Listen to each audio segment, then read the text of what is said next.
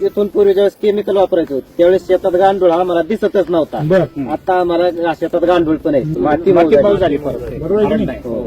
आणि ह्याच्या ज्या मुळे आहेत ना जवळजवळ 15 फूट इकडे इथं cover मुळे केले. आहेत. इथपर्यंत मुळे गेलेल्या. नांगरणी आता त्यांनी उन्हाळ्यात नांगरणी मार्केटमध्ये केली ना, नांगरणी केली ना त्यावेळेस त्या नांगरणीच्या वेळेस मुळ्या बाहेर निघल्या. एवढी ताकद एवढं त्याच्यामध्ये ताकद आहे. लोकांच्या जागेवर पसरते ती. ज्यांनी हे पनेरी काढली त्यांच्या हिशोबाने आम्ही लागण वगैरे केली, हो. पण आमच्याकडे ते ह्याच्यात जे काही बदल झाला जनुकीय बदल जनुकीमुळे. त्यामुळे झाडं एवढी मोठी झाली हा. की आम्हाला असं वाटलं की जे आम्ही 190 लावली ते जवळजवळ 100 किंवा 150 झाड लागायला पाहिजे. दाट झाली झाडं जास्त. तरी इफेक्ट काहीच नाही. काहीच नाही. म्हणजे आपण पाहिलं मध्ये एरिएशन बिलकुल नाहीये. नाहीये. हवा खेळती नाही नाहीये, मध्ये. नाहीये. त्यांचं पण म्हणणं एवढी साईज हो. ज्यांनी पनेरी त्यांच्या पण आणली रोप आणली. हो रोप विद्यापीठाने त्यांच्याशी करार केला होता. बर बर.